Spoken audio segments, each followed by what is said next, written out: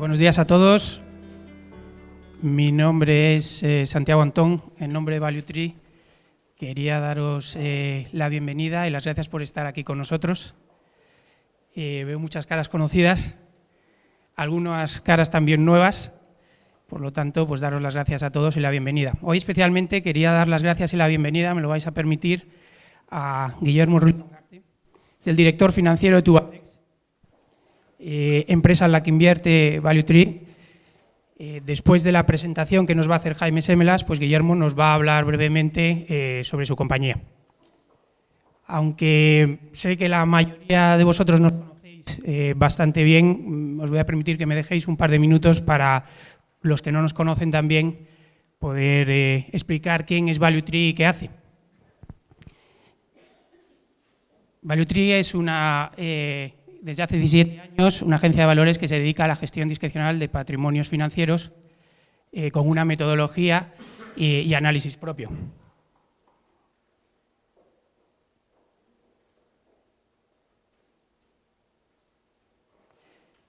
Para hacer un pequeño resumen en un par de minutos de lo que es Value Tree, deciros, en el año 90, empezamos con el año 90 porque hemos pertenecido al grupo Capital Awards durante muchos años, 3 personas que trabajaban en banca, salieron de los bancos y se unieron pensando que se podía gestionar el patrimonio de sus clientes de una forma distinta a lo que estaban acostumbrados, que era a través de la venta de productos, ofreciendo un servicio a los clientes sin necesidad de vender productos. Esa fue el pilar básico por el que se creó la compañía, que a día de hoy seguimos tanto Capital Awards como nosotros manteniendo. Centrándonos un poco en lo que es ya la empresa en España, en el año 2001 creamos la sociedad como el estatuto más bajo que permitía en aquel entonces la CNMV como sociedad gestora de carteras. En el año 2005 se adquirió una sociedad gestora de carteras, Finanzas Patrimoniales, que nos ayudó a crecer tanto cualitativa como cuantitativamente. En el año 2007 hicimos un cambio de estatuto a agencia de valores, que es el que tenemos actualmente y es el que pensamos que más se ajusta a las necesidades que tienen nuestros clientes. En el año 2010 el equipo directivo de España adquirió el capital de la compañía, no porque hubiera cualquier enfado con Capital Awards, ni mucho menos. De hecho, en aquel entonces seguimos llamándonos Capital Awards. Incluso a día de hoy seguimos teniendo sinergias con la compañía. Ellos nos aportan análisis, nosotros les aportamos análisis a ellos. O sea que seguimos teniendo una relación muy buena. En el año 2015 hubo ya el cambio de denominación que tenemos ahora y que todos conocéis, Value Tree, y cambiamos de oficina. En la que estamos ahora, Paseo Eduardo Dato, que pensamos que se ajusta también más a las necesidades de nuestros clientes. Centrándonos en los últimos 5 años, simplemente comentar, el patrimonio en estos últimos 5 años lo hemos duplicado bajo gestión discrecional.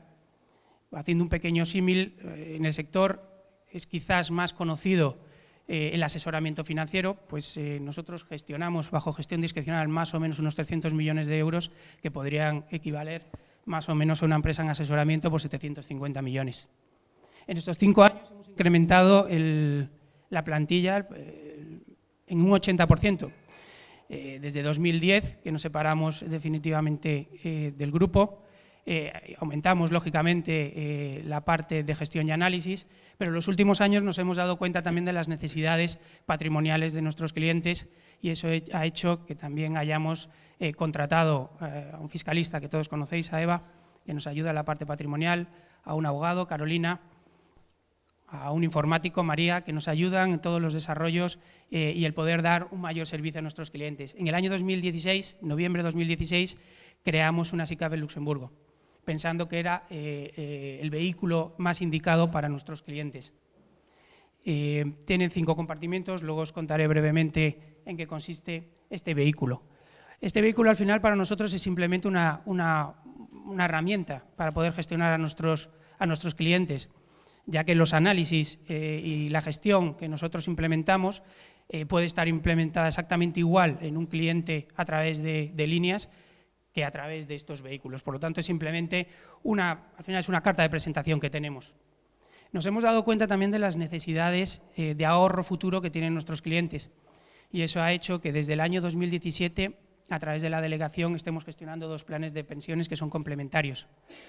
Uno que tiene hasta un 30% en renta variable y otro que hasta un 100%, de tal forma que esa complementariedad nos permite pues, que según edad y perfil, pues, durante toda su vida laboral pues, los clientes puedan tener estos planes de pensiones y ir pasando de uno a otro.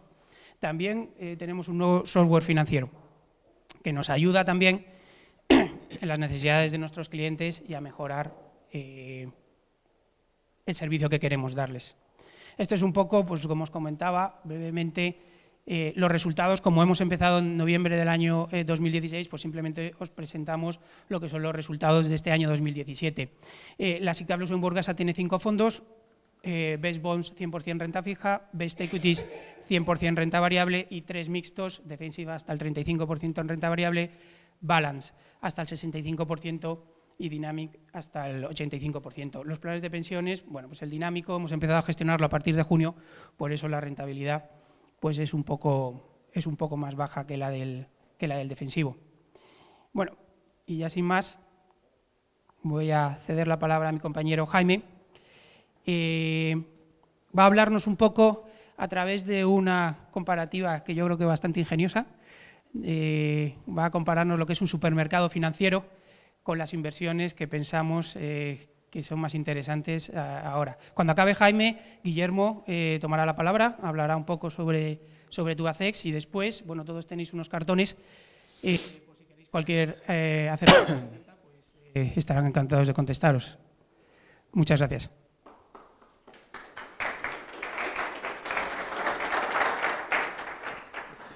Bueno, se me oye bien, ¿no?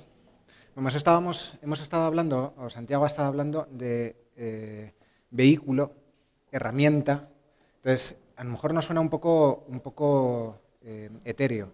Entonces, si nos fijamos, cuando nos vamos a un supermercado, lo que hacemos primero es coger una cesta para llenar la cesta, para comprar esos productos en que queremos meter en la cesta. O cogemos un carrito y empezamos a comprar. Básicamente lo que es la herramienta es el carrito, lo que es esa cesta es nuestra SICAV. Y aquí metemos nuestras ideas de inversión. Para ver qué compañías podemos estar eligiendo y qué compañías podemos identificar que están baratas, tenemos que fijarnos en una serie de cosas, lo que llamamos múltiplos. Los múltiplos para lo que es las acciones o incluso para los bonos son los precios de los productos. Los productos pueden estar caros o baratos. Si nos fijamos aquí, y aquí vamos a hacer un símil, en el gráfico de la derecha encontramos el precio de la ternera y el precio de la merluza. Cuando vamos a comprar a la pescadería o a la carnicería y de repente vemos en que la ternera o la merluza está a 17 euros el kilo, pues realmente decimos no vamos a comprarlo porque está caro, ¿no? Pero si está a 12 nos empezamos a plantear ¿por qué? Porque son productos de calidad que merecen un precio alto pero razonable. En cambio, abajo, ¿vale? Aquí a la izquierda, si vamos a comprar anchoas o cerdo, no podemos comprar anchoas o cerdos a 8 euros el kilo, porque entonces estará caro. Pues básicamente es lo que está pasando también en los mercados financieros. También en los mercados financieros encontramos productos que no pasan de moda. No pasan de moda como el arroz. El arroz, pues si lo compramos a 1 euro por kilogramo, pues es más o menos razonable, pero lo podemos comprar a 1,20 €, un 20% más caro, que siempre tendremos arroz en casa. O a 90 euros el kilo, que siempre tendremos arroz en casa. ¿Por qué? Porque el arroz, como vemos aquí, ¿vale? Siempre más o menos mantiene un precio razonable entre 0,9 y 1 euro por kilo. Incluso el arroz, si vemos en las épocas donde empezó la crisis, subió de precio. ¿Por qué? Porque es un valor refugio, ¿vale? Ese es su precio. 1 euro por kilo es lo razonable, pero no nos importa comprarlo a 1,20 € porque sabemos, tiene visibilidad, ¿vale? Y nos proporciona, digamos, cierta estabilidad en lo que es nuestra despensa. Bien, ahora esta similitud que estamos haciendo con lo que es el mercado financiero lo vamos a ir a trasladar a lo que es el mercado del dinero, el mercado de las hipotecas. Este es el precio del dinero. Cuando nosotros vamos a comprar esa merluza llamada hipoteca, ¿vale? Pagamos un tipo de interés. Este tipo de interés, en algunos años, ha estado al 14%. Nos acordamos algunas veces que teníamos que pedir una hipoteca y nos cobraban ese 14%. Ahora está en negativo. Figuraos si vamos a la pescadería y el pescadero nos da una merluza de alta calidad y encima nos regala dinero.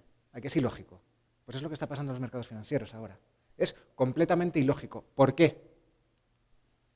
Porque estamos manipulados. Es básicamente lo que nos está pasando. ¿Y cómo estamos manipulados? Bueno, aquella frase, a mí me gusta mucho lo que es Draghi, porque Draghi realmente es muy contundente y es muy mediático.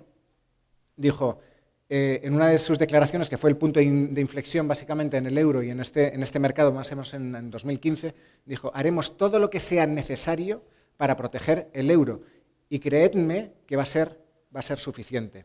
Luego otra frase de Yellen ya no está en la FED, ¿vale? Ahora es otra persona la que está, es muchas veces tienes que tomar decisiones sin saber las consecuencias que hay por atrás. Eso es parte de nuestro trabajo. Entonces, realmente es lo que está pasando. Son dos frases que resumen un poco lo que hay ahora. Da igual lo que pase en el mercado, vamos a intentar defender que haya inflación a toda costa y muchas veces no vamos a saber las consecuencias de ello, ¿vale? Esta gráfica básicamente es lo que está pasando en estos momentos, ¿no? Que hay tanto en renta variable como en renta fija, ¿vale? Hay una manipulación. Esta manipulación se ha hecho a través de las políticas en relajación cuantitativa. Relajación cuantitativa, vamos a ver, básicamente el Banco Central Europeo y la FED tienen un presupuesto en su balance lleno de dinero, figuraos que van al supermercado y empiezan a comprar todo, absolutamente todo, a cualquier precio. Lo que hace entonces es que suban los precios de esos productos, sube el precio de la renta fija. El subir el precio de la renta fija, su rentabilidad se desploma. Esos tipos de interés negativos es lo que estamos viendo ahora. Pero entonces, claro, si no hay alternativa a esa rentabilidad en la renta fija, ¿qué es lo que tenemos que comprar? Tenemos que arriesgarnos a comprar renta variable. Pues eso exactamente es lo que está pasando. Es simplemente porque no hay alternativa. Y aquí vemos un poco en base 100 lo que es el balance tanto de la FED, ¿vale?, como el balance del Banco Central Europeo. Cómo han ido creciendo, ¿vale?, porque han ido comprando todo lo que salía a mercado, toda la renta fija que salía a mercado. ¿Para qué? Para bajar esos tipos de interés, para provocar inflación, porque también los daños de la deflación son muy, muy nocivos para la economía. ¿Qué es lo que ha provocado esto? Pues esto ha provocado que tanto los índices de renta fija como los índices de renta variable, ¿vale?, suban. Esto solamente ha pasado, yo creo que en los últimos 5 años, que tanto la renta fija como la renta variable suba al unísono. ¿Vale? Entonces, lo que os decía, TINA, incluso hay un acrónimo que desde el otro lado del Atlántico los inversores americanos se han inventado. TINA significa There is no alternative, no hay alternativa. Es decir, se tiene que comprar renta variable porque sí. Y eso provoca mucha presión a lo que es la renta variable, a las acciones, y por tanto provoca que se encarezcan sin que haya una razón fundamental detrás. Vamos a ver qué es lo que ha pasado con los flujos de fondos. Los flujos de fondos es básicamente dónde va el dinero de los inversores y a qué productos se van metiendo, dónde se van invirtiendo.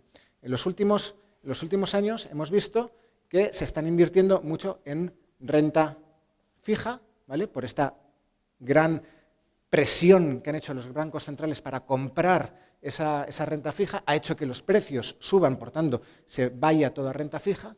Pero aquí os quiero dar una voz de alerta importante. En la renta variable, estos son los flujos de fondos, el azul, el flujo de fondos, ¿vale?, sobre los fondos al uso, es decir, un fondo que podamos estar gestionando nosotros. Estas son las entradas de dinero o las entradas de capital en este tipo de fondos. Vemos que sí han estado creciendo, ¿vale?, y en los últimos meses han estado bajando. Pero, ¿vale?, el mercado ha estado subiendo, como habéis visto. Pero los ETFs, ¿vale?, los ETFs básicamente son fondos que intentan replicar índices, ¿vale?, pues cambiando lo que son los pesos de los subyacentes que hay dentro de ese índice para conseguir arrancar rentabilidad al índice, o incluso no invirtiendo en esos subyacentes, sino a través de estructuras con estructuras muy apalancadas, opciones y futuros, han estado subiendo una barbaridad. ¿Por qué? Porque la renta variable es donde tenemos que estar. Básicamente es eso. Entonces, claro, el apalancamiento que hay ahora en renta variable, sin haber invertido en renta variable, sino a través de estructuras, puede ser una bola de nieve bastante peligrosa. Aquí, básicamente, vamos a hablar del PER de Shiller. Esto es un concepto algo más abstracto. Este es el precio, digamos, de la merluza a 12 euros, ¿vale? El precio de la merluza a 12 euros es el PER de Shiller a 16,8. Es decir, ¿compramos o no compramos? ¿Es justiprecio o no es justiprecio? Pues es así. El PER de Shiller básicamente lo que te mide es el precio de las acciones dividido por el beneficio normalizado de una compañía, ¿vale? Es decir, no te coge las estimaciones en pico de ciclo de una compañía, ni tampoco te coge lo que son las estimaciones de la compañía cuando está deprimida en una recesión. Es el precio dividido por lo que es el beneficio que esa compañía puede generar en una situación normal. Pues el PER de Shiller, ¿vale? La media o la mediana, ¿vale? Está en 17 veces. En estos momentos son 34 veces está cotizando el mercado americano. Eso es un 50% de bajada potencial. Si hay corrección, no estoy diciendo que haya corrección, bueno, con las últimas correcciones posiblemente sea un 40 nada más. Si normalizamos ese precio, si no normalizamos esos beneficios y nos fijamos en los beneficios que están estimando lo que es el consenso de analistas, la mediana es un 16 y estamos en un 26 aproximadamente. Por tanto, está sobrevalorado. Está clarísimamente que está sobrevalorado. El mercado en sí, ¿vale? Estos son más, si me permitís, algo más sensacionalistas. Estos dos gráficos vemos en 97 al 2000, que hizo lo que es el Standard & Poor's, subió un 100%, luego bajó, corrigió un 50 y tantos %. Volvió a subir un 100% y corrigió un 57%. Llevamos desde el 2009, justamente, cuando se han implementado las políticas de expansión cuantitativa, de relajación cuantitativa, desde el 2009 casi un 300%. Es una barbaridad, ¿verdad? ¿Vamos a tener esta figura? No lo sé, pero es bueno que se limpie un poco el mercado, porque hay muchas veces que los analistas estiman demasiado, son demasiado optimistas y se pasan de la raya. Es bueno que haya cierta limpieza dentro de lo que es el mercado para volver a invertir correctamente. Aquí vamos a ver, son otros dos gráficos, que es básicamente cómo evolucionan lo que es las inversiones de las compañías, ¿vale?, en verde, y cómo evoluciona lo que es el EPS, el beneficio por acción de las compañías, ¿vale?, en gris. Pues vemos en que, evidentemente, van muy al unísono. Pero si os fijáis cómo va evolucionando lo que es la inversión de las compañías, que quiere decir beneficios futuros, crecimiento futuro, porque invierten en rentabilidad, ¿vale?, invierten en nuevas fábricas, en expansión, ¿vale?, cómo ha habido una dicotomía, cómo aparece aquí un hueco entre lo que es dónde invierten las compañías en compras de acciones propias y dividendos y dónde invierten. Básicamente, aquí ese gap se ha empezado a abrir. Es decir, las compañías prefieren comprar sus propias acciones, quitar acciones en circulación, metiendo presión al mercado, ¿vale?, para que suba, evidentemente, a invertir en su futuro. Por lo tanto, aquí nos planteamos una serie de cuestiones. ¿Es razonable que las compañías en mercado suba? Si hay expectativas de crecimiento, ¿vale?, ahí los múltiplos, los precios, ese precio de 12 euros por acción, 12 euros por kilo, no cambia. ¿Por qué? Porque si suben los beneficios, sube también el precio. Ahí el PER, o el PER de Shiller, o el PER normalizado, o lo que queráis, no cambia. No hay una expansión de múltiplos. Si hay una mejor visibilidad y una mayor calidad de los beneficios de las compañías, yo estaría dispuesto a pagar más precio, porque hay más calidad. Por tanto, hay una expansión de múltiplos y sería razonable. Lo que no es razonable es que, no habiendo un cambio estructural de las compañías, una mejora estructural en los beneficios, las expectativas de los beneficios de las compañías, el mercado siga subiendo. Y aquí, vamos a ver, hemos hablado de lo que es la presión compradora de los bancos centrales, hemos hablado de los ETFs, hemos hablado de lo que es lo que llamamos un re-rating, es decir, que ha subido los múltiplos del mercado, pero sin realmente que haya mucho de fondo, ¿no? aquí lo que estamos viendo es lo que es el Standard & Poor's, ¿vale? Y luego en gris, ¿dónde está el nivel de caja de todos los inversores americanos? Normalmente el nivel de caja en estos momentos está en el 4% aproximadamente. Recordad que en el Best Equities nuestro nivel de caja es un 17%, comparado con un 4%. Por tanto, si hay una bajada del mercado muy agresiva, con un 4% no hay cómo frenarlo, ¿vale? Entonces, ese es el problema que estamos viendo. Por eso mantenemos ese nivel de liquidez del 17%, porque es una forma de protegernos bastante contra las caídas. Caeremos, pero bastante menos, ¿vale? Con esto no quiere decir que el mercado vaya a caer, ¿vale? Puede caer un poco, puede caer mucho, o podemos tener unos rendimientos más pequeños a largo plazo, ¿vale? Porque estamos partiendo ya de niveles muy altos. Por eso os pongo la bola de cristal. Bien, entonces, en este contexto, donde todo el mercado parece que está caro, ¿qué es lo que hacemos con nuestro carrito? Podemos comprar o bien en el Mercadona o en el Ahorra Más, o nos podemos ir a Sánchez Romero. ¿Qué mercado tenemos que elegir? En Sánchez Romero también hay buenas ofertas, pero solo tenemos que encontrarlas. Entonces, desde un punto de vista general, ¿qué es lo que tenemos que hacer? ¿Qué estrategia tenemos que implementar dentro de nuestras carteras? Pues intentar, primero, tener una beta baja. Es decir, en las caídas caigamos menos, en las subidas a lo mejor también. Descorrelación con el mercado y protección de la inversión, básicamente es nuestro objetivo. Entonces, ¿a dónde vamos? Tenemos que buscar historias de reestructuración creíbles, ¿vale? Es decir, las historias de reestructuración pueden ser básicamente porque una compañía esté al borde del colapso, no esté generando caja y su reestructuración es una huida hacia adelante. Esas no. Visibilidad en la línea de ventas, es decir, tengas una cartera de pedidos potente, ¿vale? Que digas, es que durante 3 años voy a estar generando beneficios porque mis ventas van a estar creciendo. Pocos seguidas por el mercado, pocos analistas. Aquí es donde se generan las eficiencias. Yo no me voy a ir a una Telefónica porque la cubren 40 analistas. ¿Qué valor voy a añadir en Telefónica si hay 40 analistas, mucho más inteligentes que yo, comprando Telefónica y diciendo qué es lo que tienes que hacer con Telefónica? A lo mejor, si hay una bajada de mercado y Telefónica baja porque ha habido una confusión, un 20%, a lo mejor me meto en Telefónica. Pero Telefónica no es mi objetivo, ¿vale? Mis objetivos son otras compañías mucho más pequeñas, no seguidas por analistas. Y sobre todo, que esté fuera de los índices, fuera del IBEX. Intentar descorrelacionarnos de los índices y de los ETFs. Porque cuando venga un ETF, afectará a las compañías que intentan replicar, pero no a las nuestras. Estarán contagiadas por mercado, sí, pero no contagiadas por el efecto bola de nieve del ETF.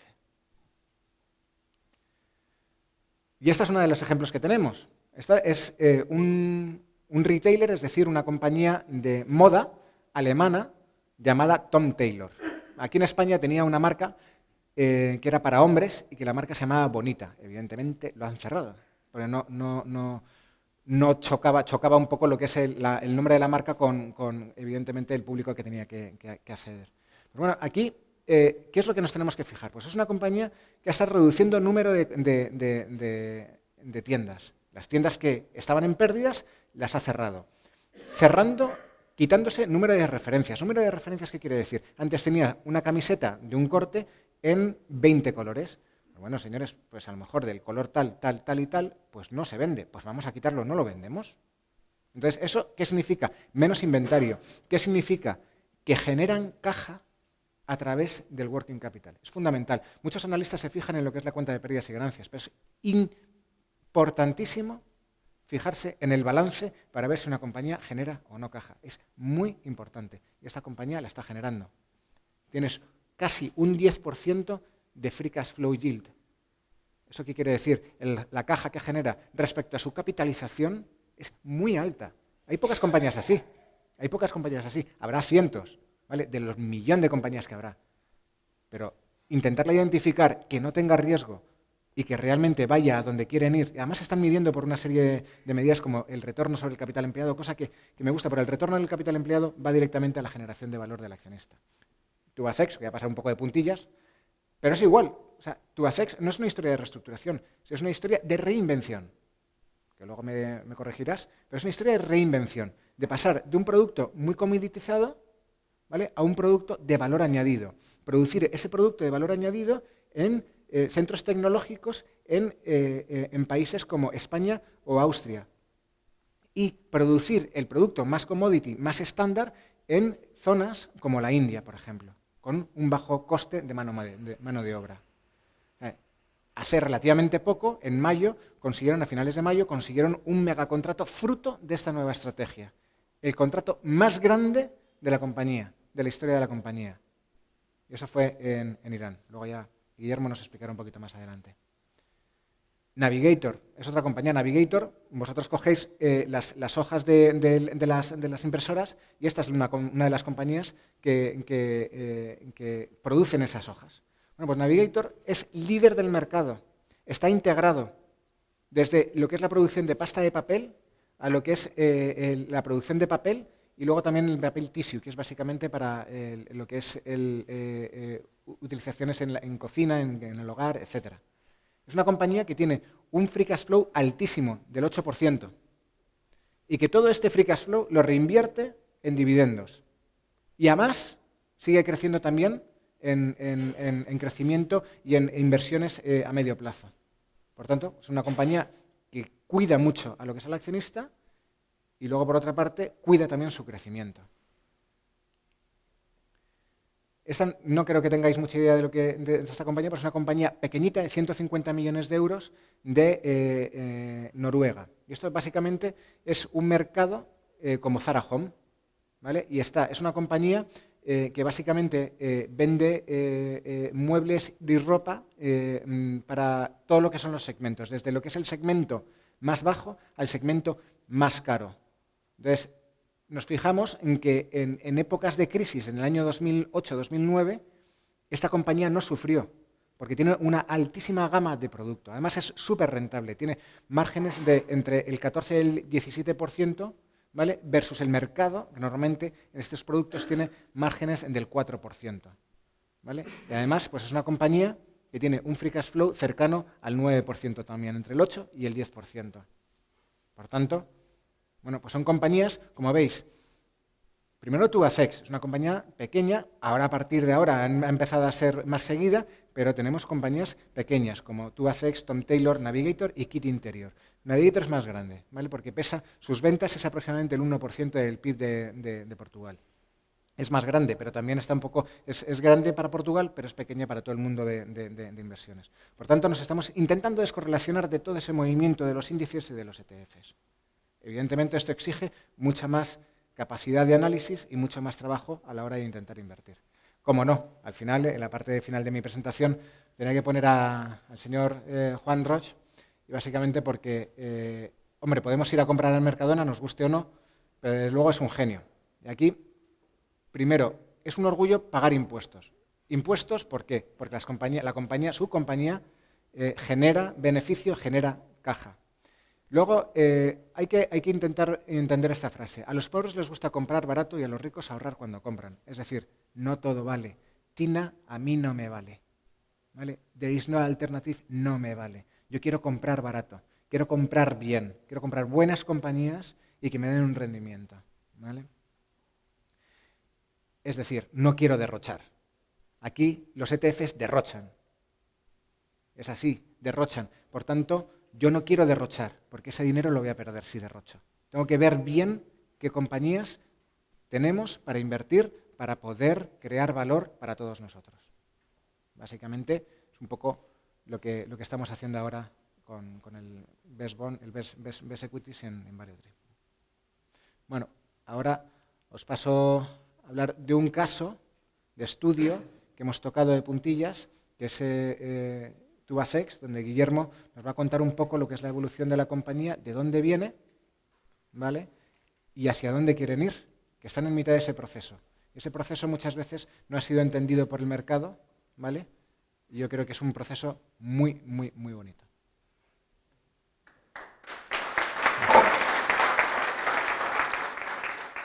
Bueno, pues muy buenos días a todos y muchísimas gracias por las posibilidades de estar aquí, de agradecerle a Jaime y a todo el equipo de ValueTree la posibilidad de compartir con vosotros lo que es Tubacex y como ha dicho muy bien Jaime, pues la historia de cambio que hemos llevado, cambio que, como él dice, pues igual el mercado a veces no lo ha entendido bien, pero para eso también tenemos que entenderlo nosotros mismos. Es decir, hay veces que la propia historia o el propio producto o el propio mercado te va poniendo en tu sitio y en una empresa como la nuestra la capacidad de adaptación es fundamental.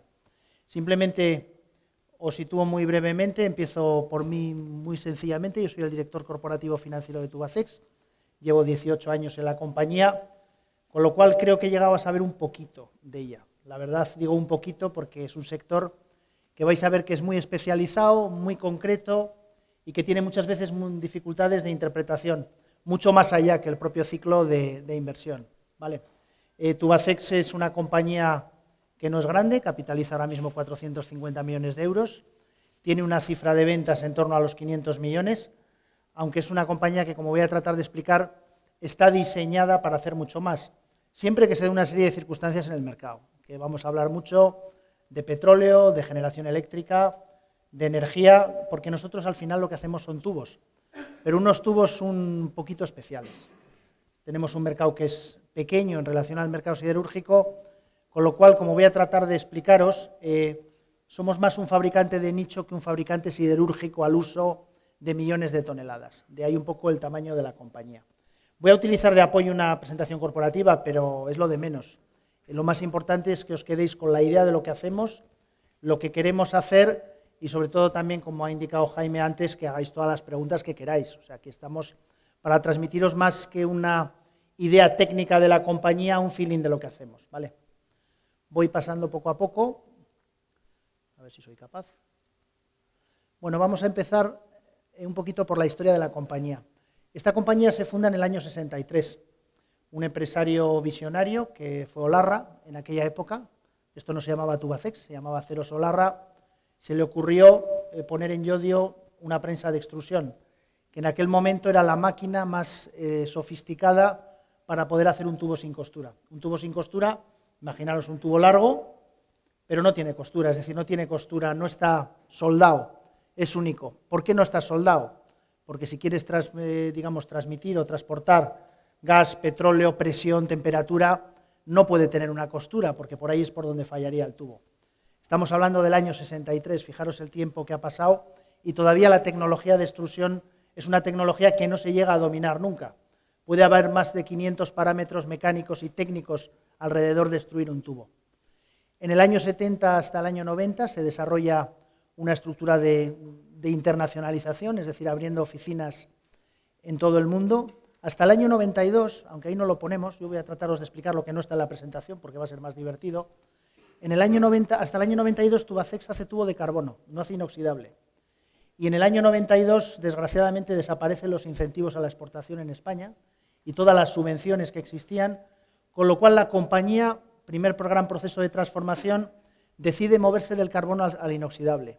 Esto es un cambio total. Parte de las instalaciones se podían utilizar, pero otra parte no. Y es hasta un caso de estudio. La Deusto Business School utiliza ese caso como un caso de transformación radical, alguien que deja de ser competitivo y en ese momento se mueve a un sector nuevo, más sofisticado, más alto el precio, para pasar en muy pocos años de un 0 a un 13% de cuota de mercado a nivel mundial. Es una historia de transformación, yo diría que a la fuerza, es decir, si Tubacex no abandona el carbono en ese momento, estaría muerta hoy en día. Tener en cuenta que el precio de tubo de carbono está por debajo de la chatarra inoxidable que nosotros utilizamos con materia prima. Luego os daré alguna referencia de precio. A partir de ese momento se abre un proceso de adquisiciones, Salem Tube en Estados Unidos, se abre una oficina en Pekín. Hay un hito importante en el año 99, que es la adquisición de Soller-Bleckmann en Austria. Soller-Bleckmann era un competidor nuestro. Nosotros atendíamos más el tubo de grandes diámetros, ellos atendían el de pequeño, y realmente nosotros estábamos ya en un 13% de cuota y ellos en un 7%. En ese momento, después de la adquisición, Tubacex tiene ya un 20% en las cuotas de cuota de mercado en su nicho de producto y ya, digamos, empezamos a competir pues, con compañías como Sumitomo, como Sandvik en Suecia, que son mucho más grandes que nosotros, pero en ese nicho ya empezamos a competir con ellos. No os voy a aburrir con toda la historia. A partir del año de 2000 al 2010, oficinas comerciales, almacenes en todo el mundo, y a partir del año 2012 ya se abre una nueva fase estratégica. Entre el periodo este 2000 y 2012 pasan muchas cosas. En el 2003 hay una mini crisis, donde sufre todo el sector siderúrgico, en cuanto a volúmenes de producción. En el año 2008-2009 hay una megacrisis, está ocasionada financieramente por el caso de Lehman Brothers, que lo conocéis muchísimo mejor que yo, y desde luego por un hipercalentamiento en los mercados de materia prima. El níquel, que es un valor, es un metal que nosotros utilizamos en nuestra fusión, llegó a valer $50.000 la tonelada, para caer por debajo de 6.000 un año después. Os podéis imaginar el efecto sobre los stocks a nivel mundial, la regulación y la falta de producción que ocurrió a partir de esos años. Es decir, los años 2009, 2010, 2011 lo pasamos muy mal. Nunca dejamos de invertir, siempre hacemos un CAPEX en torno a los 25 o 30 millones de euros, no paramos inversiones, otras compañías lo hicieron, y no paramos inversiones porque pensábamos que después de una crisis nada es igual. Aquella compañía que diga, no, cuando termine la crisis y vuelva a las inversiones, volveré a ganar dinero en el mismo producto que hacía antes.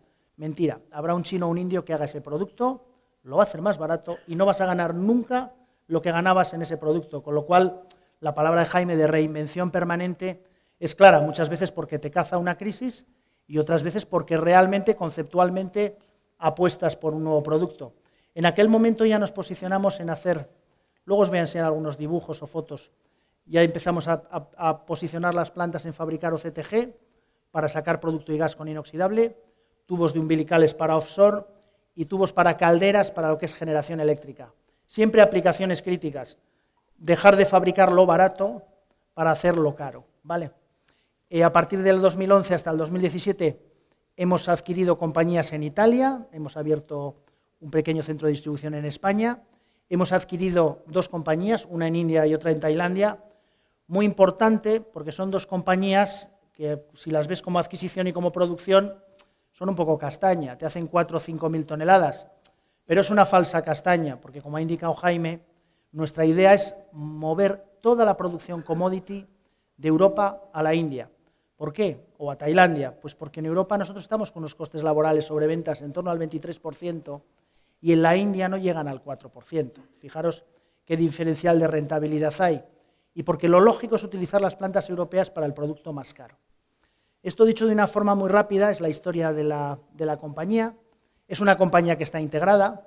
Empezamos fabricando, lo tenéis de izquierda a derecha, barras de acero, eso lo hacemos en España, en Acerálava. Extruimos el tubo en caliente, eso lo hacemos en España y en Austria, en TTI y en Soler-Blechmann. Lo laminamos en frío, eso lo hacemos en España, Austria y en Estados Unidos. Y luego hacemos lo que llamamos nosotros pipes and tubes o fittings. Pipes and tubes son tubos rectos y fittings serían curvas. La planta italiana que compramos hace curvas muy grandes, luego os voy a enseñar algún dibujo. Y luego tenemos nuestra propia red de distribución y la red comercial. Como os podéis imaginar, todo esto durante el proceso de transformación ha cambiado completamente. De los comerciales que teníamos hace 5 años a los que tenemos ahora, no se parecen nada. Ahora son todos product managers, project managers, con una formación de ingeniería altísimo. Antes pues recibíamos pedidos, ahora realmente vamos a los usuarios finales a buscar una solución y tratar de prescribirla. Es un cambio total. Todavía el mercado no lo reconoce o no se ha visto, porque el ciclo de inversión, y luego lo voy a comentar, pues ha tenido muchos vaivenes. Como hemos comentado antes, 500 millones de facturación. Quedaros con la idea de que estamos distribuidos a nivel productivo y a nivel comercial por todo el mundo. Os podéis imaginar dónde estamos vendiendo más. Estamos vendiendo mucho en Europa, pero luego los destinos finales van mucho a Asia, van mucho al Golfo de México, van a zonas de extracción de petróleo y de gas. Es decir, estamos totalmente diversificados a nivel mundial y competimos con compañías mucho más grandes que nosotros. ¿Cuáles son nuestros mercados? La exploración y la producción en petróleo y gas, toda la parte de refino y de petroquímica, el segundo dibujito, la producción de tubo para fertilizantes. Esto es importante porque son compañías que hacen tubo para la fabricación de todo lo que es el sistema de abonos y fertilización, sobre todo en países del área asiática, con lo cual, digamos, ahí hay una producción latente fortísima. La generación eléctrica, aquí tanto la convencional como la nuclear, destacar que la generación eléctrica, por una parte, ha perdido, digamos, potencia por todo el tema de emisiones, es decir, todo lo que es la generación eléctrica convencional se está abandonando por una energía más limpia, pero la que se mantiene lo hace con tubos más eficientes, es decir, que aguanten ratios de temperatura más altos. Nosotros ahora fabricamos tubos que aguantan 750 grados, que hace 5 años seríamos incapaces de fabricar. Y luego hacemos de estoquistas para distribución a otras industrias de todo tipo. Vale. A ver qué se me pasa esto. Wow. Así. ¿Dónde estamos vendiendo? Esto sería, aunque no se ve, perdón, esto sería toda la parte de generación eléctrica, esto sería petróleo y gas en extracción, refino, petroquímica y otros. El amarillo y el rojo cambian mucho según los años. Ha habido años que hemos vendido mucho a generación eléctrica y otros años mucho a petróleo y gas. Si consideramos el contrato que ha mencionado Jaime en Irán, pues la parte amarilla en los próximos 3 años va a crecer mucho. Tubacex os he dicho que es una compañía que hace 500 millones de facturación y nos hemos hecho acreedores de un contrato de 556 millones de euros para los próximos 3 años. Algunos se preguntará qué demonios les ha pasado a los iraníes para una compañía que hace 500 millones de facturación, darles un contrato de 556 millones, que es único en la compañía, pero también es único en el sector y es único en España, porque no va a haber, ni ha habido ninguna empresa que aborde un contrato de ese tamaño con Irán. Y la razón es la búsqueda de la solución final, es decir, vamos a suministrar el grado que quieren los iraníes, que es adecuado para extraer el gas en South Pars, que es la zona de extracción de gas de Irán. Hemos hecho un contrato de transferencia tecnológica y pretendemos implantarnos en Irán en las fases finales de producción. ¿Para qué? Para una vez que termine este proyecto, que es de más de 20.000 toneladas, ser capaces de suministrar con un producto nacionalizado en la zona. Como os podéis imaginar, todos los temas, digamos, de cumplimiento, lo que puede ser el propio compliance y lo propio que se refiere a licencias de exportación, autorizaciones del Ministerio de Defensa, están hechas con un rigor absoluto, si no sería imposible abordar un contrato de estas características. Ha sido dificilísimo por la estrechez del mercado bancario en relación con Irán, pero lo bueno es que el contrato está plenamente operativo y se empieza a facturar a partir del 25 de febrero. Con lo cual, ya hay barcos en este momento saliendo de Malasia, que es donde se rosca el tubo, para suministrarlo en Irán.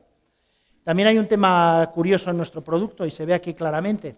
Decimos que vendemos en Europa un 57% de nuestra producción.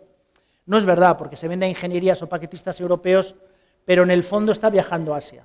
Estamos vendiendo todo en Middle East, en Emiratos, donde hay una explosión de gas enorme. Estamos vendiendo mucho en China, la generación eléctrica tanto convencional como nuclear, porque desde luego el que piense que los chinos y los indios no están construyendo centrales térmicas y nucleares está completamente equivocado. El mundo occidental, de alguna manera, está abandonando progresivamente la energía convencional, pero los planes de inversión en China y en India en este momento, en generación convencional y en nuclear, son mastodónticos. Y ya no de una forma generalista, sino invirtiendo en instalaciones de altísimo valor añadido, que cumplen condiciones de eficiencia energética o de emisiones de CO2. Con lo cual, estamos viendo un boom en este momento en estos países. Asia para nosotros es el hub más importante. En algún momento lo fue Sudamérica, por la extracción de petróleo en Brasil, pero como todos sabéis, Brasil se paralizó por todos los escándalos de corrupción de Petrobras, y aunque hay un movimiento incipiente en México, todavía es muy poco relevante en relación al nivel de inversión que se produce en Asia. Una visión muy rapidita de nuestro accionariado.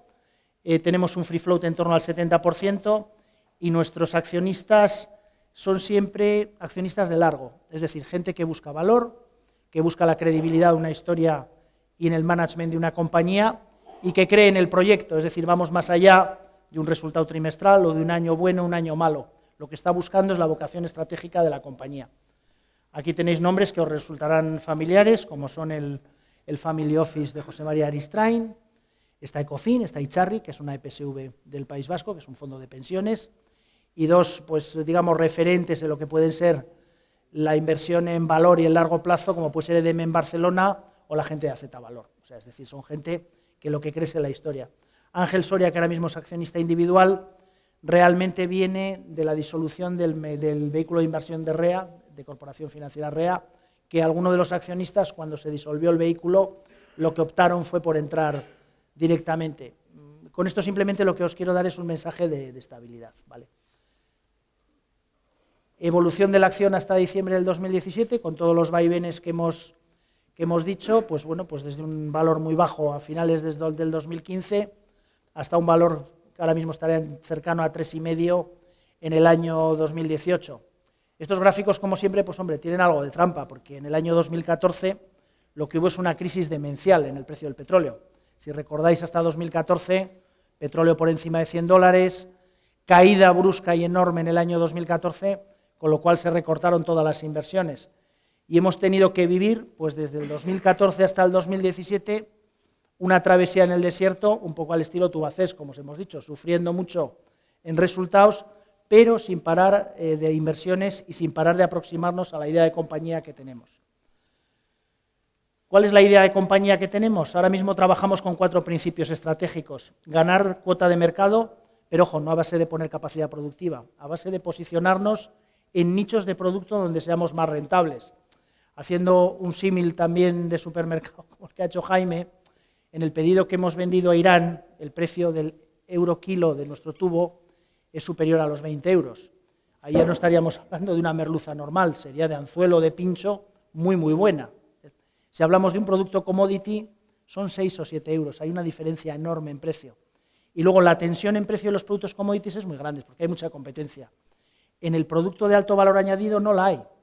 Nosotros entramos en producto umbilical, donde Sandvik dominaba el 90% del mercado, y en OCTG, donde Sumitomo Nippon Steel dominaba el 90% del mercado.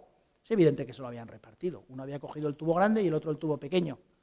Hasta que entra una compañía española de tamaño pequeño y se posiciona simultáneamente en esos 2 nichos. Hoy es en día que el contrato de Irán se ha ganado compitiendo con compañías como Tenaris, Vallourec, Sandvik, son todas más grandes que nosotros. Nosotros no somos más listos ni mejores que ellos, pero les hemos dado una solución diferencial a los iraníes que ellos, al ser compañías más grandes, igual no la tienen tan fácil como para ofrecer. Lo segundo, hacer las cosas cada vez mejor. Hay una cosa que es muy clara. Cuando en el 2014 se cae la inversión en petróleo y gas, no solamente es porque los americanos empiezan a sacar shale oil, que también hay una invasión de petróleo, hay unos stocks altísimos, pero lo que está claro es que la industria del petróleo y del gas era ineficiente. No tenía el nivel de estandarización que, por ejemplo, tiene la industria de automoción. La industria de automoción pasó su crisis, pero se estandarizó, ganó en productividad.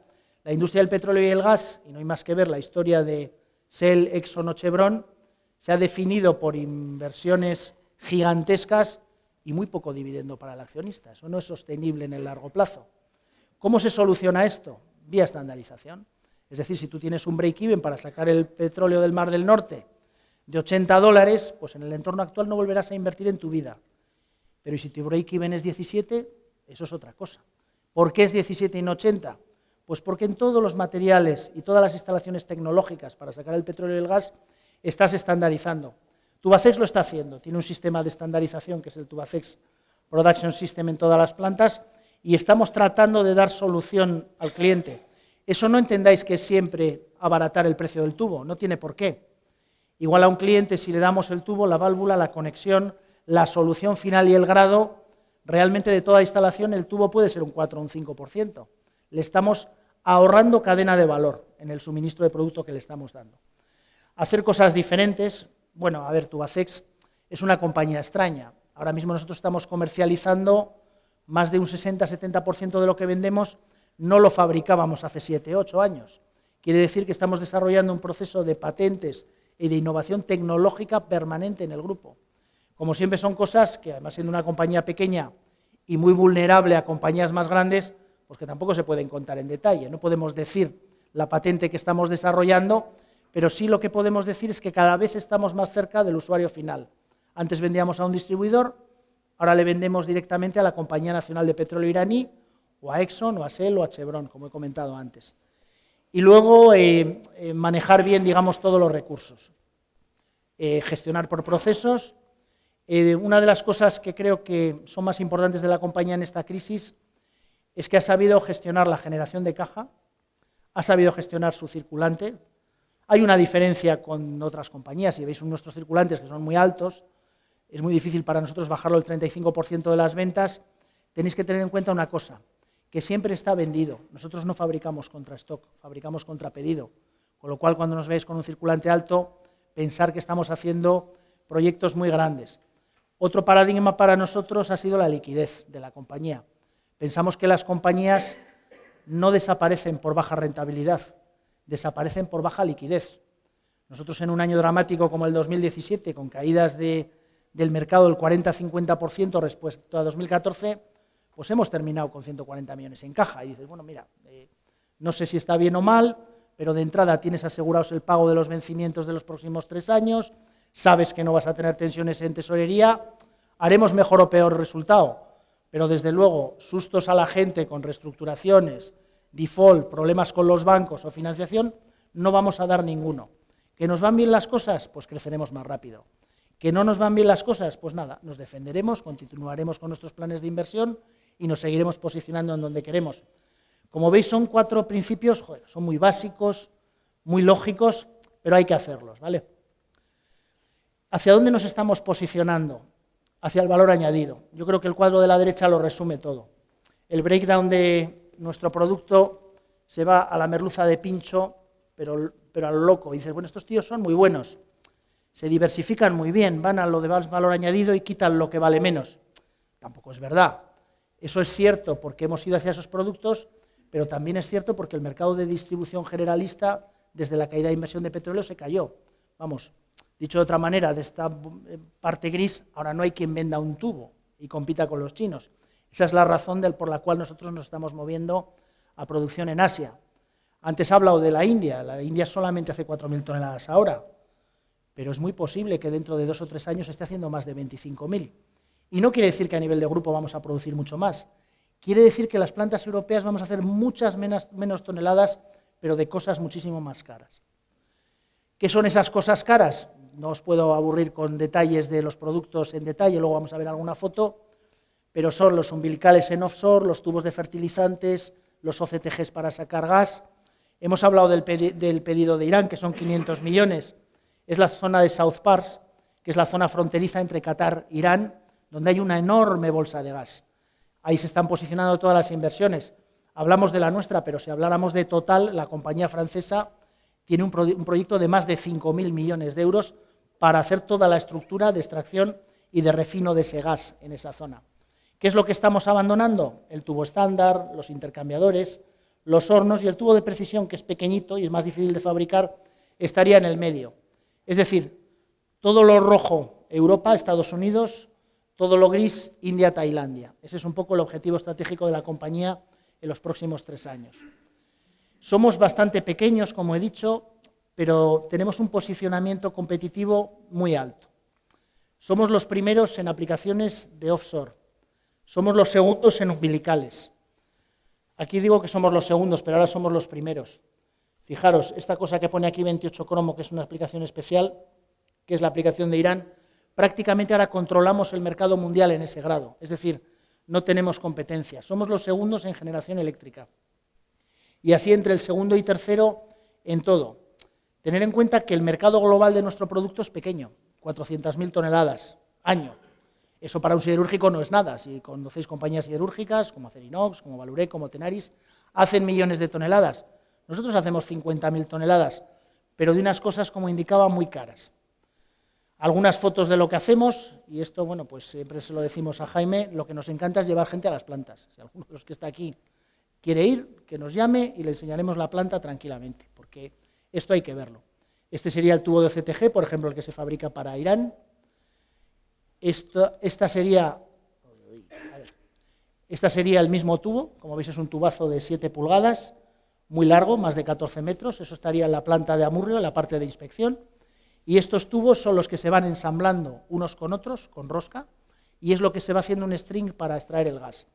Como os podéis imaginar, un tubo de estos no puede tener el menor defecto, porque lo que no puedes hacer es parar una instalación de gas a pleno rendimiento por un problema, digamos, o de soldadura, o de corrosión, o de presión mecánica sobre el tubo.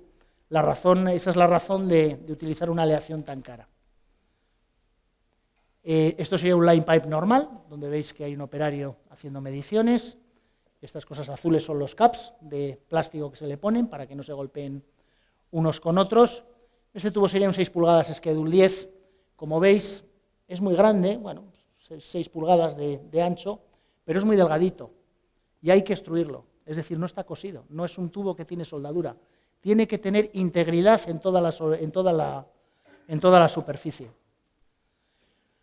Estas son todas las cosas o cositas que estamos fabricando y que hay debajo del mar. Los umbilicales que conectan las plataformas, los risers, los flow lines, los jumpers, los manifolds.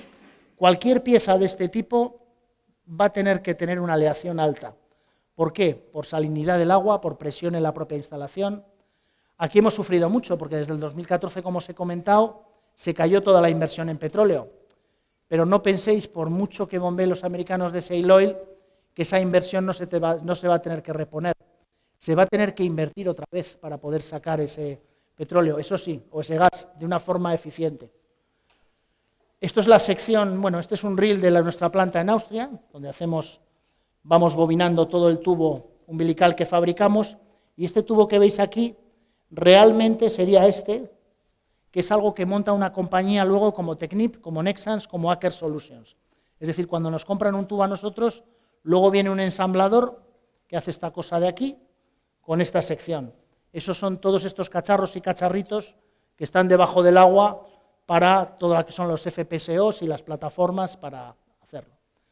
Bueno, este señor que está ahí en la foto, que se llama Roberto Caccianiga, este es el CEO de nuestra planta en Italia y está sentado o apoyado en una pieza que va a Westinghouse para el reactor primario de un reactor nuclear. Es decir, las piezas de conducción y de transporte de presión dentro del circuito primario de un reactor nuclear utilizan esta pieza. Y esta pieza es única, esta pieza se vende en exclusiva, es decir, no hay ningún otro fabricante que pueda hacerla para Westinghouse. La vendemos a través de Tayuga, que es un especialista americano, y es, digamos, uno de los pilares de fabricación en IBF. En el mercado nuclear, aunque con dinámica distinta, ha ocurrido algo parecido que en el subsea. Subsea se cayó el precio del petróleo, se dejó de invertir. En nuclear, conocéis el accidente de Fukushima, supuso una revolución a nivel mundial, se dejó de invertir, no solo nosotros, compañías como Valinox o compañías como Sandvik, dejaron de vender al sector nuclear. Lo mismo, no se estarán construyendo centrales nucleares en España, en China y en India sí, o en Rusia, en una cantidad muy importante y con un sistema de tecnología cada vez más eficiente. Con lo cual, Italia, que ha pasado 2 o 3 años muy duros, ahora otra vez, a finales del 18, empezará a suministrar estas piezas a India, a China, a Bulgaria y a Reino Unido, que Reino Unido sí tiene en planes alguna central nuclear.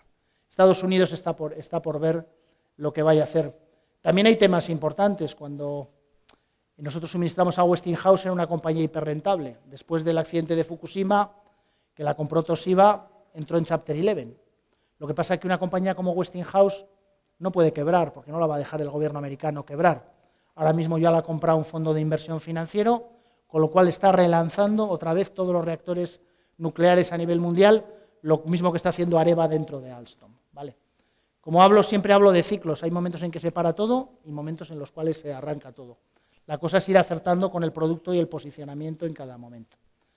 Esto es también la planta de Italia, ya veis el tamaño que tienen estos tubos. Estos tubos no se hacen por extrusión, se hacen por flow forming, que es un sistema distinto, que es un trepanado, es decir, hacerle un agujero a la barra y quitar la parte interior.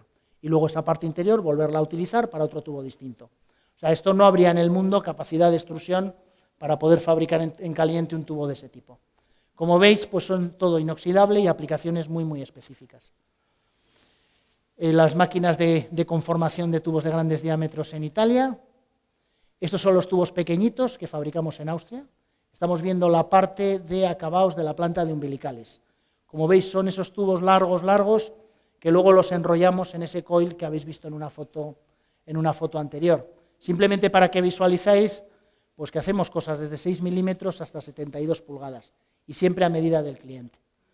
Esto es un fitting, que sería una curva muy grande, el operario está haciendo un test de ultrasonidos, este gráfico que veis aquí, es una gráfica para ver que con ese palpador este tubo no tiene grietas o no tiene defectos estructurales, con lo cual el componente, digamos, técnico de análisis de los tubos es enorme. Lo mismo, piezas de fittings. ¿En qué invertimos? Bueno, pues cada año estamos subiendo nuestro gasto en investigación y desarrollo un 50%. Los productos nuevos más de un 52% de las ventas. Estamos abiertos a la innovación completamente y tenemos acuerdos con centros tecnológicos, universidades europeas y norteamericanas, para estar permanentemente desarrollando soluciones. Y cada vez más nos vamos hacia componentes y subsistemas. Parece lógico que Tubacex, que está en tubos y curvas, vaya haciendo otro tipo de piezas o se vaya metiendo en conexiones. Es decir, nosotros ahora mismo no tenemos conexión propietaria, pero queremos trabajar en esa línea. Crecimiento orgánico e inorgánico, haciendo quizás una salvedad, después de las compras de India y la compra de Italia y una crisis tan fuerte desde el año 2014 hasta ahora, lo que estamos ahora mismo es parados. Hasta que no restabilicemos los niveles de deuda y los niveles de EBITDA, lo que está claro es que no vamos a seguir comprando. Vamos a hacer una parada. Creemos que este año, no solo por el proyecto de Irán, por la propia cartera de pedidos de la compañía, que ahora supera los 800 millones de euros, es un año de restabilización de deuda y resultados, es decir, va a ser un año bueno. Después de pasar 3 años bastante malos, una vez hecho eso, pues Tubacex lo que reanudará es la senda de adquisiciones, pero restabilizada la compañía. En la estrategia operacional, yo creo que algunas pistas os hemos dado, pero la parte nuclear es el Tubacex Production System, es decir, cuando hablamos de poner una planta en la India, no penséis que estamos pensando solo en el coste laboral. Los requisitos de seguridad, de tecnología, de maquinaria, de especialización de la mano de obra, son exactamente iguales que en Europa. Es decir, tienen los mismos parámetros de producción. Es un sistema de producción común. O sea, si hay una máquina o un laminador SMS, va a ser lo mismo en Austria que lo mismo en la India. Es decir, no va a haber diferencias. Los 3 ejes en torno a eso son mejora continua, equipos de mejora radical por célula y lo que es una transformación del gasto de mantenimiento, que en una empresa como la nuestra es muy, muy importante. Nuestra historia reciente, pues bastante apañada, digamos, hasta el año 2014, hasta que se rompe toda la dinámica del precio del petróleo y se caen las inversiones. Aquí hacemos un EBITDA de 64 millones con unas ventas de 600, sin tener dentro todavía la compañía italiana y la compañía india. Es decir, era el perímetro antiguo de consolidación. ¿Qué nos ha pasado después? Que incluso ya teniéndolas dentro, hay una caída muy fuerte de beneficio operativo y de resultado, que se alarga hasta 2017, aunque todavía no lo hemos publicado. Lo publicaremos el 28 de febrero. ¿Cuál es el mensaje de este gráfico? Que pues, se puede poner hacia atrás, pero no hacia adelante, pero de una forma intuitiva, si os lo puedo decir. Consideramos que la crisis a nivel de inversión está acabada.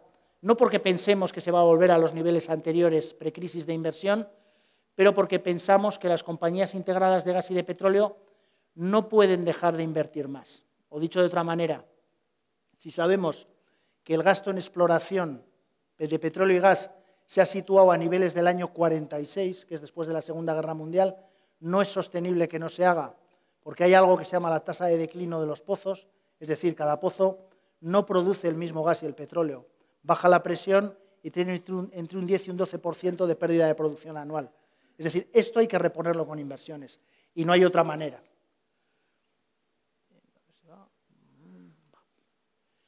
Bueno, estos son más ratios de los que comentamos. Hasta aquí hicimos un trabajo bastante digno en deuda financiera EBITDA. Aquí tenéis en cuenta que están dentro de las adquisiciones, pero en cualquiera de los casos, incluso en lo peor de la crisis, hemos seguido generando caja. Es decir, no hemos hecho una destrucción de valor, lo hemos podido ir gestionando de forma de generar caja durante todo el periodo y siempre tener cubiertos los vencimientos a 3 años de lo que es la deuda financiera. El año 2017 pues, ha sido un año pues, muy duro, no ha ocurrido la recuperación, desde el punto de vista interno ha sido un año apasionante en cuanto a desarrollo de nuevo producto y posicionamiento en el mercado, pero desde el punto de vista de mercado, trabajando un 50% por debajo de los niveles de mercado en 2014, ha sido prácticamente inmanejable, hasta la llegada en mayo, digamos, del pedido de Irán y hasta la reestructuración de la cartera de pedidos a final de este año. Es decir, si nos vamos un año atrás, estábamos trabajando con carteras de 150 a 200 millones de euros, ahora volvemos a trabajar con carteras de 800 millones. Algunos indicadores que nos pueden dar un poco de optimismo en cuanto al futuro inmediato. Hasta ahora ha habido un desbalanceo enorme en lo que son los stocks de petróleo y de gas. Terrible, o sea, porque no era imposible que subieran los precios con estos stocks Ahora mismo ya veis que los mercados de materia prima y de petróleo van otra vez al alza. No es porque los americanos hayan dejado de bombear shale oil, que lo siguen haciendo. Es porque se sabe perfectamente que un equilibrio entre oferta y demanda de petróleo de 1,5 millones de barriles al día es una cosa muy delicada y se puede romper. Indicadores en ese sentido, digamos ya de más actividad. Exposición en todas las áreas, digamos, que hay de producto muy tecnológico, llamar la atención al boom que está ocurriendo en toda la parte del sudeste asiático, perdón, de la parte de Middle East. En Middle East, todo lo que es Emiratos Árabes Unidos ahora mismo está en boom en cuanto a producción de gas, con lo cual va a ser el foco nuestro de producción en los próximos años. Yo he hablado del contrato de Irán, pero ahora mismo en India hay un contrato de generación eléctrica muy grande que está en fase de negociación y en Abu Dhabi hay uno muy grande también para los próximos 3 años para extracción de gas. Quiere decir, cuando entras en este tipo de escala de proyectos o de negocio, tienes un acceso diferencial respecto a lo que hemos tenido antes. Esto os lo comentaba antes. El nivel de inversión o de adjudicaciones a las ingenierías en oil and gas respecto a si 2014 es un 100, ha estado en un 45% en 2017. Esto no hay que lo aguante y la verdad hemos sufrido mucho estos años, pero no es sostenible.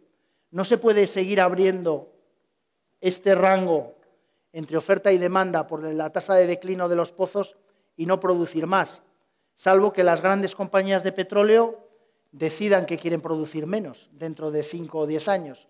Es decir, si no se toman decisiones de inversión inmediatamente, podemos volver a ver el nivel de precios del petróleo pues a $200 o cosas semejantes. Ojo, que no quiere decir que eso desencadene una inversión inmediata, pero lo que sí que puede desencadenar son problemas de colapso en el suministro.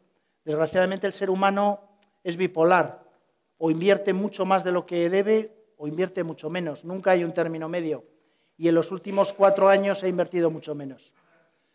No me quiero alargar mucho más, es simplemente información externa diciendo que de un nivel de inversiones mínimo, esto es información de McKinsey, va a haber un crecimiento exponencial hasta 2021, que no va a recuperar el 2014, pero sí que cambia totalmente la percepción de la compañía. Y bueno, también daros un dato muy claro. Nosotros en el año 2014 hicimos 64 millones de EBITDA. Con el proforma de las compañías italiana y India metido dentro, haríamos 82 millones. Me están diciendo que corte, con lo cual no sé ya qué más contaros de esto, sino simplemente deciros que esto tiene que ser hacia donde nosotros apuntemos. Es decir, 2018 tiene que ser un año muy grande de recuperación de resultados. Y esto me lo voy a saltar. No sé dónde está el cacharro para apuntar para que vaya esto. Y ya está. Bueno, termino el tema. Quizás me he extendido demasiado y me disculpo por ello. Simplemente que os quedéis con el feeling de una compañía que ha sabido reinvertirse a lo largo de los años, que ha sufrido mucho durante las distintas crisis, pero que creo que lo ha hecho mejor que otras compañías y que tiene un posicionamiento diferencial y una exposición en mercado, ahora gracias a Dios con una cartera grande, que creemos que puede dar bastantes alegrías, no solamente en el año 2018, sino en todo el periodo 2018-2020. ¿Vale? Y muchas gracias.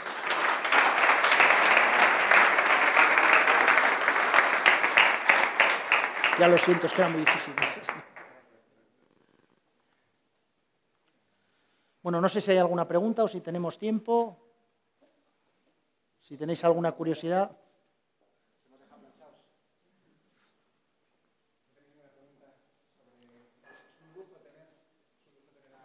Bueno, no creáis, ¿eh?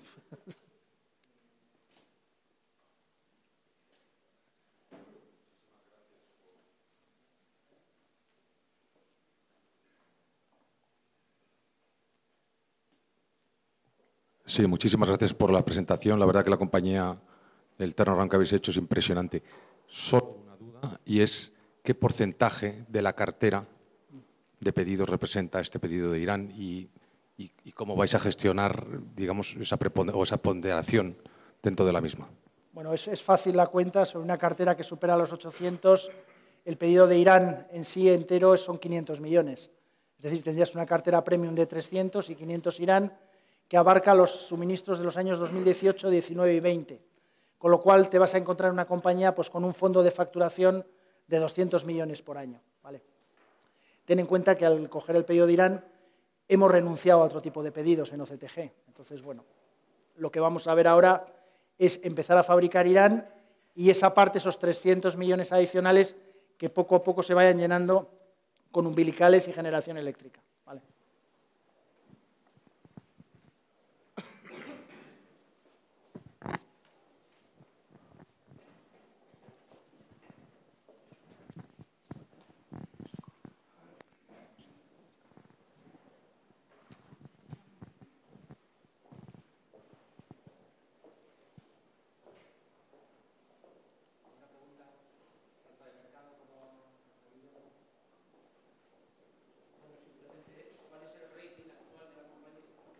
Bueno, Tubacex no tiene rating, o sea, no tiene un rating como tal, o sea, no lo tenemos y no sé si vosotros haríais una estimación sobre eso. Nosotros, desde luego, internamente no lo hacemos.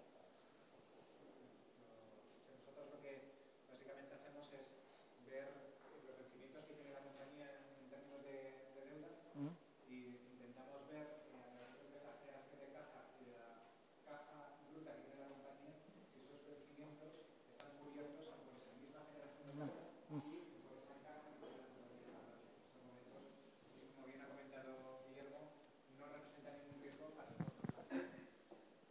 No, desde el punto de vista de liquidez siempre nos gusta mandar un mensaje contundente, es decir, podemos sufrir más o menos en resultados o tener más alto el tema de circulante, pero desde luego los vencimientos de la deuda y la estructura a corto de la deuda no tiene que ofrecer ninguna duda para los próximos 3 años, incluso aun en el caso de que no hubiera una recuperación, que como he dicho visualizamos.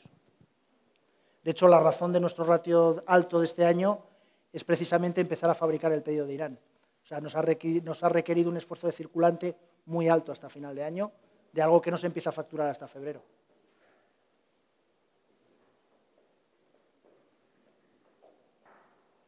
¿Alguna pregunta? Jaime, antes has dicho que en el BS Equities tenemos un 17% de liquidez aproximadamente. ¿Tú crees que es necesario aumentar esa liquidez en función de las perspectivas que tenemos de mercado o con esa liquidez aguantaríamos bien en el caso de una corrección? Claro, depende de qué corrección, ¿no? 17%, o sea, estamos siempre bailando entre un 20 y un 17%. El mercado, como hemos visto, está en un 4%. Nosotros lo que vamos a hacer es, si hay una gran corrección en aquellas compañías en que nos gustan, lo que vamos a hacer es comprar y utilizar esa munición que tenemos del 17% para comprar más acciones, más posición, incrementar nuestra posición o nuestra exposición a esas acciones que nos gustan y que han caído. Entonces, ¿con un 17% es suficiente? No, evidentemente, en el 80% restante posiblemente vayamos a sufrir. Por eso estamos intentando descorrelacionar todas nuestras posiciones, todas nuestras inversiones de los índices y de los ETFs, para intentar mitigar, ¿vale?, el impacto. Es decir, caeremos menos en ese 80% que lo que hace el mercado y encima tenemos un 17% para poder comprar más barato. ¿Vale? Entonces, sí es verdad que sufriremos, pero sufriremos menos si hay una gran caída. ¿Que nos gustaría tener más? Bueno, pues lo que podemos hacer con este 17%, podemos plantearnos hacernos túneles de cobertura. Eso no sería descabellado. Tenemos las herramientas como para intentar mitigar un poco. El problema es cuándo se puede producir esa caída o cuándo va a haber una subida importante de mercado y nos pille con mucha liquidez y entonces nos quedemos atrás. El problema es lo que llamamos el timing de mercado, ¿no? Entonces, ¿cuándo vamos a poder utilizar esa liquidez para poder cargar las carteras de compañías que nos gustan? Eso es la incertidumbre que estamos viendo ahora.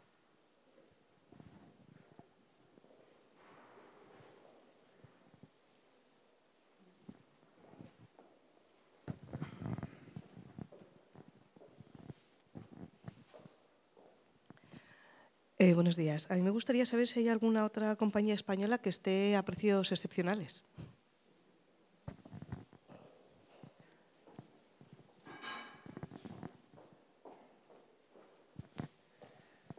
Sí las hay. Vamos a ver. Nosotros lo que intentamos es no buscar compañías que por el precio, el Enterprise Value EBITDA, vamos, eso es una referencia del precio, el precio al que compramos la merluza, ¿vale? O el PER, ¿vale? Estén bajos, ¿vale? Porque eso depende mucho de lo que es la contabilidad de la compañía.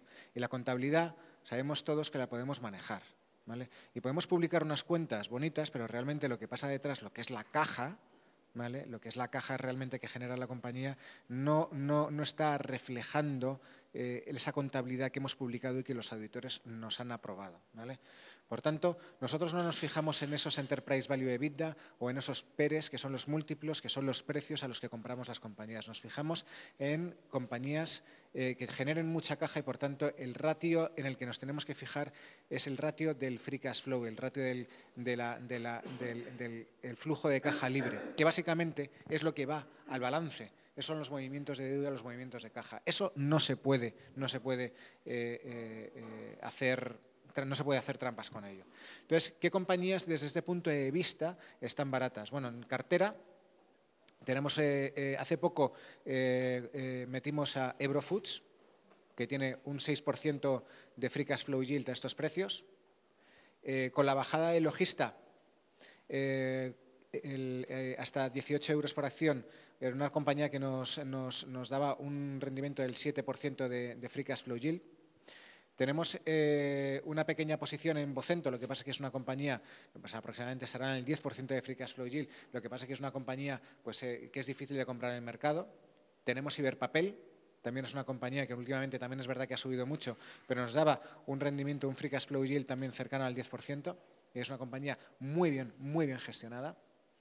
Tenemos Gestamp, que también es una de las posiciones más importantes junto con Tubacex de todo lo que es el portfolio de compañías españolas, ¿vale? Porque es una compañía que, aparte de gustarnos lo que es el sector, su posicionamiento en el mercado y lo que es el management, genera aproximadamente un 8% de free cash flow yield. Y luego recientemente pues hemos tenido, y ya nos estamos planteando porque está opada, esa ETA Yield, ¿vale? Que está completamente opada. Se está acercando a nuestro precio objetivo y cuando la metimos tenía un 15% de free cash flow yield. Ahora tiene un 9% de free cash flow yield, pero ya posiblemente pueda desaparecer de mercado si va adelante la OPA que tiene encima. Esas son las principales posiciones.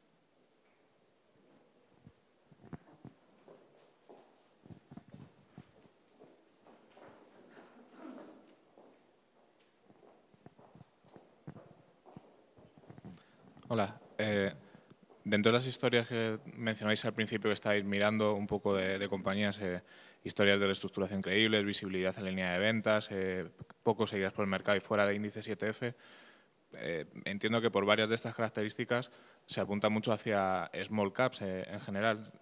Y aunque sé que seleccionáis compañía por compañía y cada compañía tiene una historia distinta, pero ¿qué opinión os merece las small caps en general? No sé si hay algún tipo dentro de ellas, algún tipo de sector en el que estéis especialmente positivos, más a raíz de esta corrección.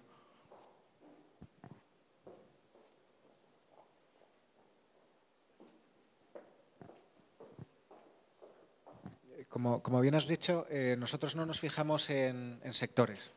O sea, por tanto, tampoco nos debemos fijar en la macro. La macro la miramos, ¿vale? Desde un punto de vista de referencia, qué es lo que puede ocurrir, pero lo que nosotros intentamos invertir en buenas compañías que estén baratas y que nos produzcan un buen rendimiento a medio largo plazo, y que si dentro de uno que es una crisis son mucho más resistentes que el resto, evidentemente. Esa es la primera característica que intentamos buscar en una compañía. ¿Por qué nos estamos yendo a compañías más pequeñas? Es verdad que son compañías small y mid caps, que llamamos, las compañías de capitalización por debajo, aquí en España por debajo de 1.000 millones de capitalización. En Europa estaríamos hablando de 2.500 millones aproximadamente.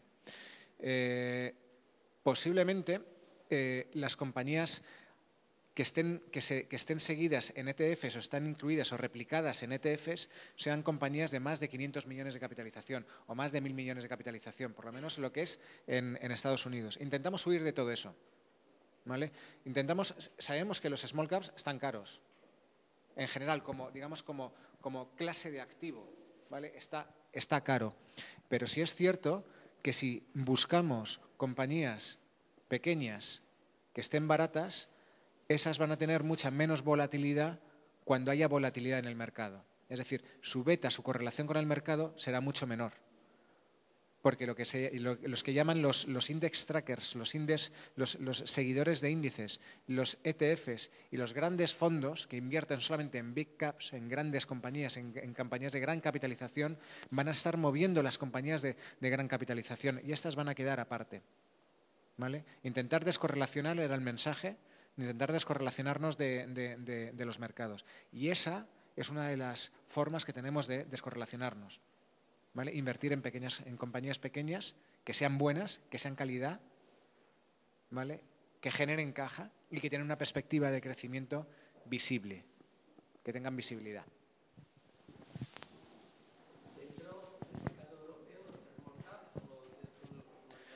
No estamos cerrados absolutamente a nada. Vamos, estamos en estos momentos más centrados en mercado europeo. Pero si llega el caso en que las compañías americanas resulten atractivas, para nosotros invertir en ellas, invertiremos. La razón por la que no tenemos en estos momentos ningún small cap, ninguna compañía americana en cartera, es básicamente antes de junio del año pasado decidimos salirnos sobre todo por tema dólar. Y sobre todo porque el mercado se empezaba a fijar mucho en una cuestión que a mí me despista bastante, que es las estimaciones del beneficio por acción trimestral. Si salía el beneficio por trimestral peor de lo que el mercado estaba estimando, esa compañía caía.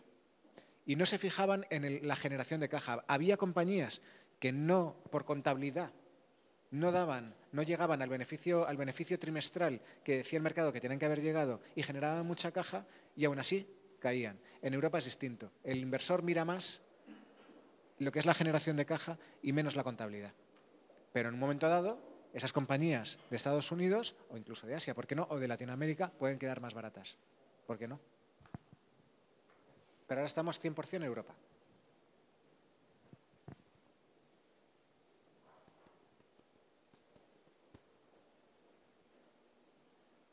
¿No hay ninguna pregunta más?